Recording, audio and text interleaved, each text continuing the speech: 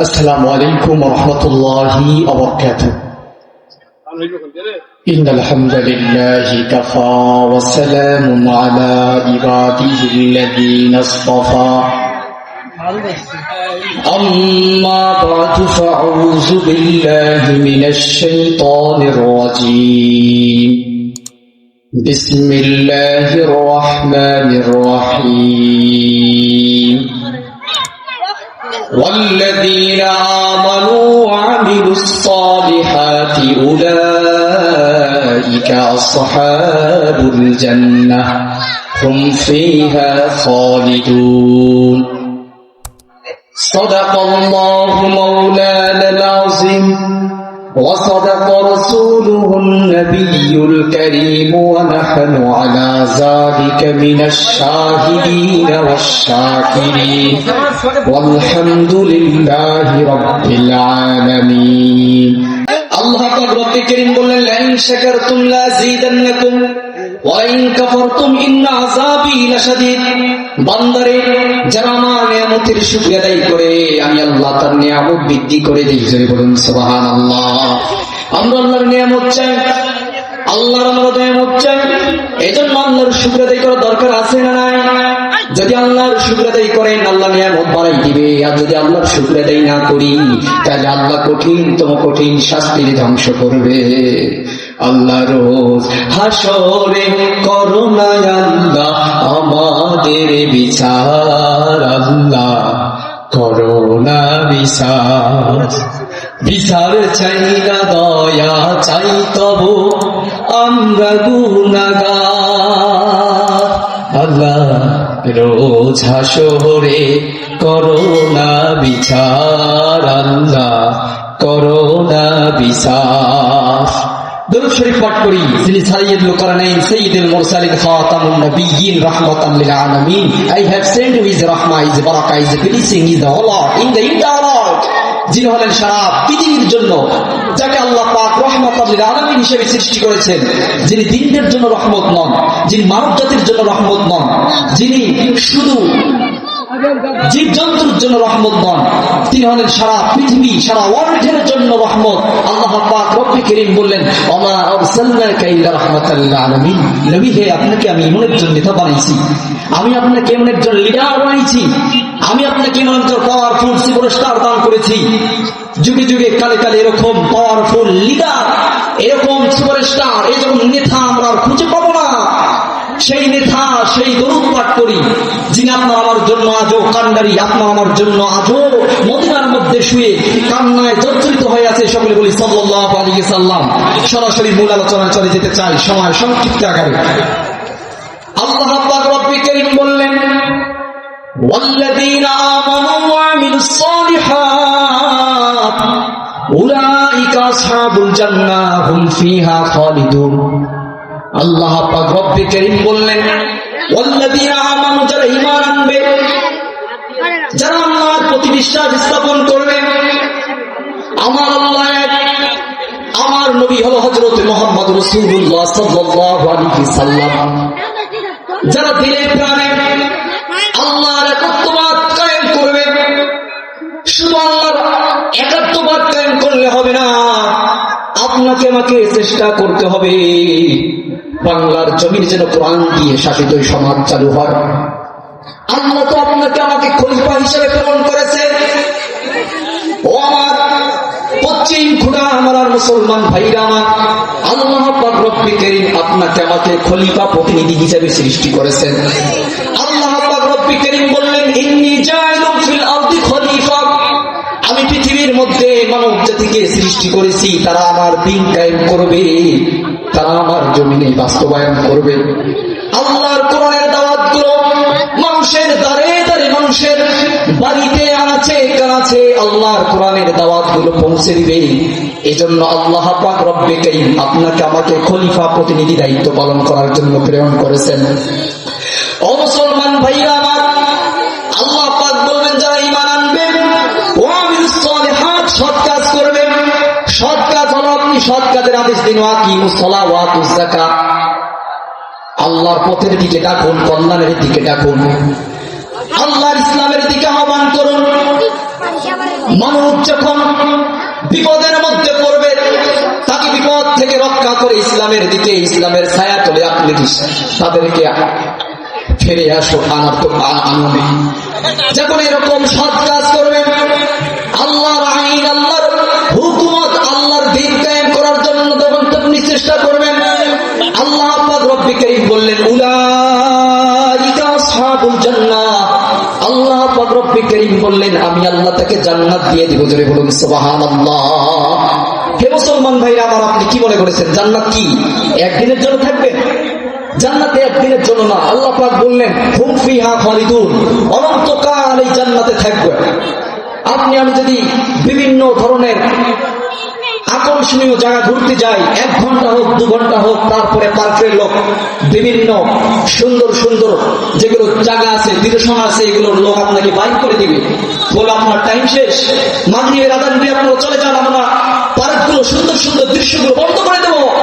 কিন্তু আল্লাহ পাক রব্বুল কারীম বললেন হুম ফিহা খালিদুন, আমি আল্লাহ এমন একটি জান্নাত তৈরি করেছি, আমি আল্লাহ এমন একটি সুন্দর জায়গা আমি মানুষের জন্য তৈরি করেছি, আমি আল্লাহ এমন একটি জান্নাত তোমাদের জন্য ফুল বাগিচা তৈরি করেছি।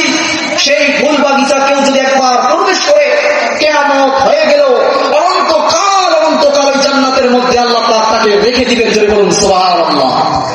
এজন্য মুসলমান ভাইরা আমার, আপনাকে আমাকে আল্লাহর প্রতিনিধিত্ব, আল্লাহর হক, আল্লাহর দ্বীন কায়েম করার জন্য আপনাকে আমাকে চেষ্টা করতে হবে। যুগে যুগে কালে কালে যারা হক দাওয়াত গুলো দিয়েছিল, যুগে যুগে যারা আল্লাহর কোরআনের কথাগুলো বাংলার জমিনে বলেছিল, তাদেরকে জুলুম অত্যাচার করে, তাদেরকে রাইস্টিং জ্বলার জলে, তাদেরকে হত্যার হুমকি দিয়ে, তাদেরকে ফাঁসির মঞ্চে ঝুলিয়ে তাদেরকে হত্যা করা হয়েছে। মুসলমান ভাইয়া আমার, এগুলো আমরা ভুলে নাই। আজও যে কোন আমরা হক কথাগুলো বাংলা আছে, কোরআনের তাফসীর গুলো বড় আলেম গুলো যখন তাফসীর করে, এখনো দেখবেন কিছু পাগলির অক্ষ নাস্তিক মুরতাদের বাচ্চাগুলো আমাদের উলামায়ে কেরামদের বিরুদ্ধে খারাপ নজর দিয়ে তাকায়। কথা বলেন ঠিক কিনা? মুসলমান ভাইরা আমার, জানি মাইকের আওয়াজ অনেক দূর যাইতেছে, কিন্তু এই প্যান্ডেলের মধ্যে আসার বসার মতো লোক খুঁজে পাওয়া যায় না। কিন্তু মুসলমান ভাইরা আমার, ঢাকার মধ্যে যখন মাহফিল গুলো হয়, মাগরিবের পরে মাঠ বোঝাই হয়ে যায়। মুসলমান ভাইরা আমার, বর্তমান সমাজের কালচার অনুযায়ী, বর্তমান গ্রামের কালচার অনুযায়ী, যখন আমাদের মাগরিবের আযান হয়ে যায়, মানুষ বলে প্রধান মুফাসসির উঠুক। যখন দেখবেন এশার আযানের পর 9টা বাজে, কয় না এখনো মাহফিল শুরু হয় নাই, আর কিছু লোক আসুক, এখন আমরা মাহফিল শুনতে যাব। মুসলমান ভাইরা আমার, যখন প্রধান মুফাসসির যখন ওঠেন, তখন দেখবেন সবাই যারা ঘুম গিয়েছিল, যারা নাস্তা পানি খায়, তারা দৌড়ে এসে তাফসীর মাহফিলে বসে। কিন্তু মুসলমান ভাইরা আমার, এই কোরআনের দাওয়াত গুলো প্রত্যেকটা আলেমে হক কথা অনুযায়ী কোরআনের তাফসীর করে। মুসলমান ভাইরা আমার, আল্লাহ পাক রব্বুল কারীম 1400 বছর আগে বলে দিয়েছেন এই কোরআনে কোনো ভুল নাই। কিন্তু বিজ্ঞানিক নাসারা, ইহুদি খ্রিস্টানের বিজ্ঞানীরা রিসার্চ করে দেখেছে নিশ্চয়ই কোরআনের মধ্যে কোনো ভুল নাই। মরিস বুখারী নামে এক ব্যক্তি ছিলেন, তিনি বাইবেল গ্রন্থ মুখস্থ করেছিলেন। বিভিন্ন গ্রন্থ মুখস্থ করার পর একদিন মুসলমান পণ্ডিতদেরকে ডাক দিয়ে বললেন, হে মুসলমান, তোমরা শোনো, আমি বাইবেল মুখস্থ করেছি, আমি ইহুদিদের কিতাব মুখস্থ করেছি, আমি বিভিন্ন গ্রন্থ মুখস্থ করেছি, কিন্তু বিভিন্ন গ্রন্থের মধ্যে ভুল পাওয়া যায়। ও মুসলমান, তোমাদের নাকি একটা কোরআন কিতাব আছে, এই কিতাবে কি ভুল আছে কিনা? মুসলমান উত্তর দিল, আল্লাহ পাক রব্বুল কারীম 1400 বছর আগে বলে দিয়েছেন যালিকাল কিতাবু লা রাইবা ফীহি, এমন একটি কিতাব লা রাইবা ফীহি, কোনো সন্দেহ নেই, হুদাল লিল মুত্তাকিন, এটা মুত্তাকিদের জন্য পথ নিদর্শন। করে বলুন সুবহানাল্লাহ। 1400 বছর আগে যে কিতাব আল্লাহ দিয়েছেন, আল্লাহ পাক ওপেনলি চ্যালেঞ্জ করেছেন যে পৃথিবীর মুসলমানরা, আমি এমন একটি কিতাব তোমাদেরকে দিয়েছি, কোন বাপের ক্ষমতা আছে নাকি? কোন ক্ষমতা আছে যদি এই কোরআনের যদি ভুল বার করতে পারো? সেই আল্লাহ পাক ওপেন চ্যালেঞ্জ দিয়েছিলেন। খোদার কসম বলি, আমার বাংলার সমাজে যেসব পণ্ডিত, ডাক্তার, ইঞ্জিনিয়ার, গবেষক পাওয়া যায়, কিন্তু পূর্বের যুগের চাইতে আমাদের সমাজে এরকম পণ্ডিত খুঁজে পাওয়া যায় না। আবু জাহেল কিরকম পণ্ডিত ছিলেন আপনারা জানেন?